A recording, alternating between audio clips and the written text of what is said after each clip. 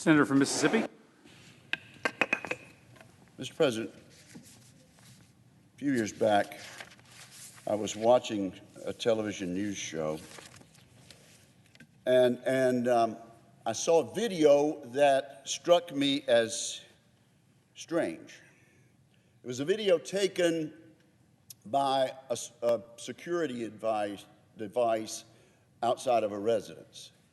And basically, someone was knocking on the door, multiple doors in this particular apartment, and the person knocking on the door basically said this: "I'm a volunteer for the Democratic Party, and I'm here to collect ballots from those who wish to vote Democrat in the next election." I found that strange until I learned that that practice called ballot harvesting is perfectly legal in the state of California. In other words, it's all right for me as a volunteer for my party to go and knock on the door and say, "I'm here to collect your absentee ballot, but only if you're going to vote for the candidate I'm for." That's perfectly legal. It's called ballot harvesting. I hope my colleagues can see the opportunity for abuse in this particular practice. And I think most state legislatures who have prohibited this sort of practice see the opportunity for abuse. What is to stop me from saying, knock, knock, knock, I'm a volunteer for Party X, and I'm here to collect ballots for people who like to vote for candidates in Party X, getting those ballots, and then perhaps forgetting to turn them in, or perhaps losing them or not turning them in at all.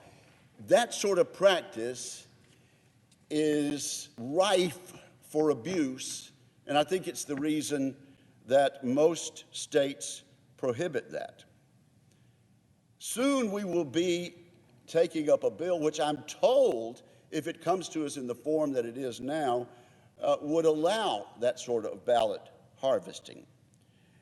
To me, if California wants to try this, that's their right. I think it's rife for abuse, and I wish they wouldn't do it. But to impose these sorts of requirements on the rest of the nation, our friends on the other side of the aisle proposed this week to vote on destroying a provision that has served this Senate and this republic well for over 2 centuries. And that is what's known as the filibuster, but what I call the consensus building 60-vote rule. This is a time-honored way that this body has been unique, and it has enabled us to craft some of the most long-lasting and widely accepted legislation in the history of this republic. The Civil Rights Act of 1994 was passed with consensus because this Senate had to have 60 votes or more. In that case, it may have been a 66-vote rule. The Voting Rights Act of 1965 was passed with that consensus-building technique. Medicare, Social Security, time-honored legislation that has served this republic and its citizens has been passed with this consensus-building tool. And the leadership of my friends across the aisle would bring a measure to the floor later this week to repeal that and make us just like the House of Representatives, just make us just like every parliament in socialist countries around the world. Majority rule, 51 votes, you get it. Destroying that one tool that makes us come together and reach compromise. And it wasn't just bills passed decades ago. In recent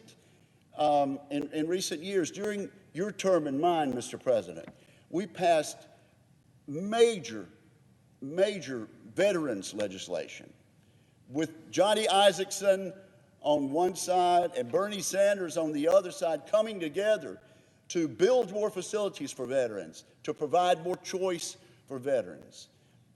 Senator Murray of Washington and former Senator Alexander of Tennessee came together with a major rewrite of education bills. And we did it with the filibuster in place. We had to come to an agreement. We had to get over 60 votes, and the bills were better because of that. For that reason, in April of 2017, when a Republican president, a president I voted for, said we ought to think about abolishing the filibuster, 28 Republicans signed a letter saying, let's don't do that. They were joined by 32 Democrats and by one independent who caucuses with the Democrats. And if I might take the time to read the two short paragraphs to the Majority Leader McConnell and Democratic Leader Schumer, we are writing to urge you to support our efforts to preserve existing rules, practices, and traditions as they pertain to the right of members to engage in extended debate on legislation before the United States Senate. Senators have expressed a variety of opinions about the appropriateness of limiting debate when we are considering judicial and executive branch nominations. Regardless of our past disagreements on that issue, we are united, said these 28 Republicans and 32 Democrats and one independent. We are united in our determination to preserve the ability of members to engage in extended debate when bills are on the Senate floor. And now, Mr. President, I'm told, unless I've been sadly misinformed, that every senator from across the aisle, save two, are prepared to go against what was specifically said in this letter. And on election laws, say that we're going to make all the decisions in Washington, D.C., and take that away from the states. Now, I heard the distinguished majority leader say earlier today, and I had to ask about it. I heard the distinguished majority leader say, Georgia has of all things made it a felony to give water to people standing in line to vote. And I sat listening to the majority leader in astonishment. How could that possibly be? Well, it turns out that if a charitable group or if a neutral person wants to come and give somebody water in line in Georgia, that's all right. What's against the law in Georgia is for me as candidate X to come up with a bottle of water that says vote for candidate X and give it to somebody in line. Apparently the people in Georgia in a decision-making role have decided once you get in line to vote, you're no longer fair game. Politicians should leave you alone once you get in line to vote. But it's not a matter of giving somebody water. It's a matter of electioneering. Hi, I'm Roger Wicker running for senator. Here's a bottle of water. Hope you'll remember me in another 50 feet when you get into the polling place.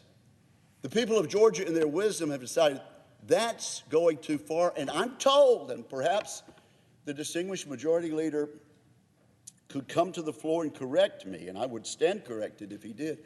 I'm told that it's against the law in New York to do the same thing. Once you're in line in New York, somebody comes and hands you something that advocates for one candidate or another, that is forbidden not only under Georgia law, but under New York law, and I can see the wisdom of that. 2 months ago, Mr. President, there were 2 amendments to the New York Constitution that were presented before the voters, the November 2nd election, 2021, in the state of New York.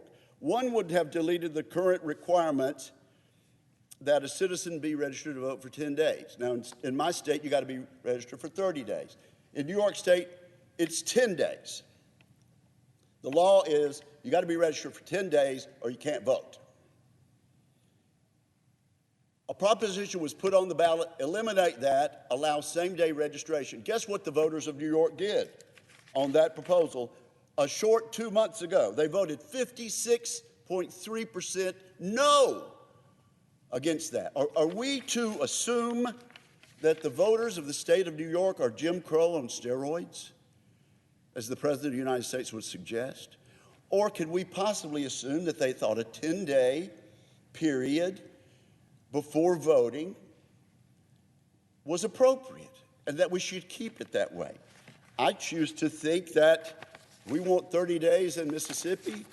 If Maine wants same-day registration, and if the voters of New York say 10 days is all right, by a double-digit margin, they have the right to do that. And again, if the distinguished Democratic leader can prove me wrong, I would accept that and apologize to him for that. There was another issue on the ballot, and I hope not to take too much more time because I see my distinguished colleague from Louisiana here. The amendment would have deleted the requirement that an absentee voter give an excuse. And these are the excuses you've got in New York right now. You have to be unable to appear because of absence from the county or because of illness or physical disability. That's a requirement in New York. Somebody put on the ballot, delete that requirement. And guess what the voters of New York decided? They decided to keep that requirement. By a vote of, again, double digits, 55.03% of New Yorkers voted no on that.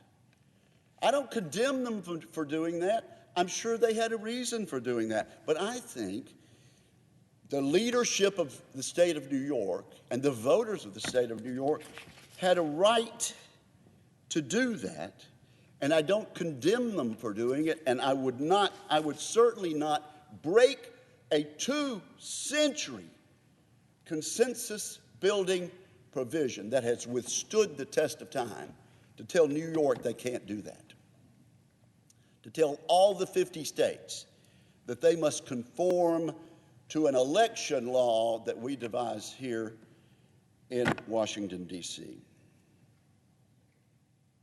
This is a pivotal week, Mr. President. This is a week that will decide the future not only of the Senate, but of the future of our government, our representative government, and the future of our republic. I urge my colleagues, think twice about this.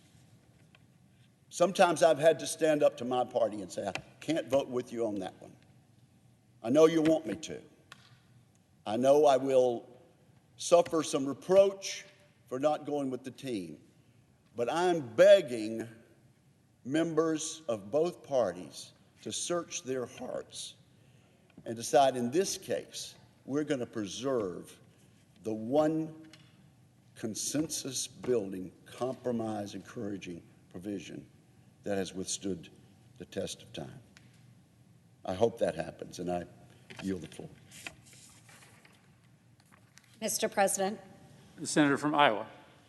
Mr. President, and hey, folks, did you